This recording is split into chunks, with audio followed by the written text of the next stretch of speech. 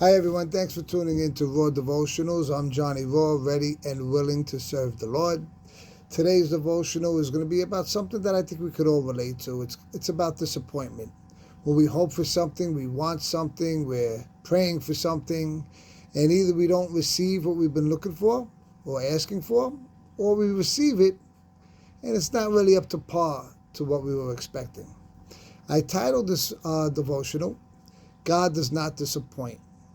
You know, when we receive something and we're hoping for it and we get it, exactly what we were looking for and everything works out, that's easy. That's a home run, right?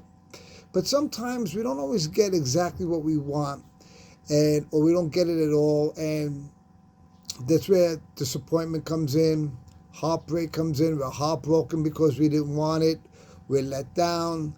All these emotions kick in.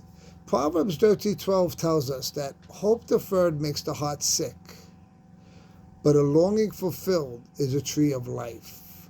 You know, when we're hoping for something with such intensity and we're praying for it with such vigor that we're really believing with all our heart, and God says no, or the circumstances say no, or just the way the world spins and timing, whatever it may be, says no, it's like running full speed into a brick wall. It's just like it's devastating. And believe me when I tell you, I've been there. But like I says, when you get what you've been asking for and it all works out like smooth as butter, that's easy. That's a home run.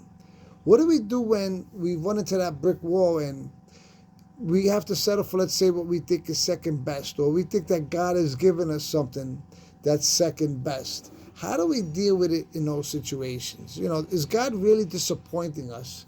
You know, King Solomon built a majestic, glamorous temple in Jerusalem for Israel. And during the time of the Babylonian takeover, when they went into captivity under King Nebuchadnezzar, when Israel went into captivity, the Babylonians destroyed the temple that Solomon built, and it remained in ruins for 70 years. For 7 decades, Israel prayed to not only be released from Babylon, but to be able to go back to Israel, to Jerusalem, to rebuild the temple. For 7 decades, it was a longing that they were praying for, okay? It was a hope that they had. Finally, one day, the Mede-Persian Empire defeated Babylon, and King Cyrus released the Israelites. And at that point, after 70 years of no temple, the temple was restored. However, it wasn't as glamorous or palatial as King Solomon's temple. And many of the people were kind of disappointed, like they were waiting all these years to get what they knew that they had, that big, beautiful temple. And now they look and they say, this is what we've been waiting for? And Haggai, who was a prophet, God used Haggai to speak to the Israelites regarding this. And it says in Haggai 2:3, who is left among you who saw the house in its former glory? In other words, who's still alive that saw the old temple and what it looked like, Solomon's temple? Who's still around? And then he asks them a question. How does it look to you now? Doesn't it seem to you like nothing in comparison? It was nothing in comparison. It wasn't as majestic. It wasn't as glamorous. It wasn't as palatial. Whatever the case may be, they weren't happy. Okay? They were discouraged. They were disappointed. But Haggai, through the word of God, tells them, and again, a little bit later in chapter 2, in Haggai 2, verses 8 and 9, he says, the final glory of this house will be greater than the first.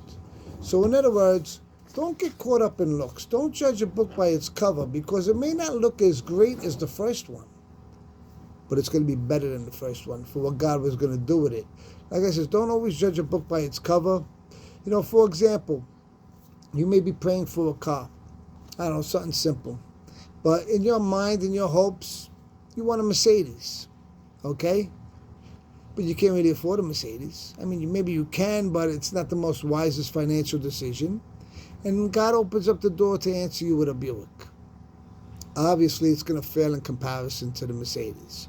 However, if you got the Mercedes, God may know that it's going to be a money pit. The car payments are going to be a lot higher. Your car insurance is going to be a lot higher. Everything about it. The maintenance is going to be a lot higher. The brakes, the alternator, all that stuff that goes along with it. The electrical equipment is going to be a lot more expensive if you got to fix it. And God sees down the road. And God may not always give us what we're asking for, because He's protecting us from ourselves. Because He knows what we want, we look for with our eyes, but we don't always look for with our intelligence. But God will bless us with what we need. He may not always give you what you greed, but He would always give you what you need, what you've been asking for. You know, when it comes to cars, I'll give you a great example. Listen, my first car was a 10-year-old Chevy. It was a beat-up jalopy. At the same time, I've driven luxury cars. I've driven Cadillacs. I've driven Lincolns. My favorite car of all time was right in the middle. It was a Buick Riviera. I loved it. Okay? It was just luxury enough to fit the need, but yet it wasn't as glamorous where I was going to be paying high insurance, or when I drove down the street, everybody was looking at me. You know, God sometimes, He'll grant us the desire of our heart, but according to what He wants us to have, because He knows that we need better than what we do. You know, we need to be careful what we ask for, because we might get it. So I close by saying the answer to the prayer you're hoping for may actually end up being a curse in your life. But the mediocre answer you get just may be a blessing in disguise. Thanks for tuning into this devotion. Have a great day, and may God bless you.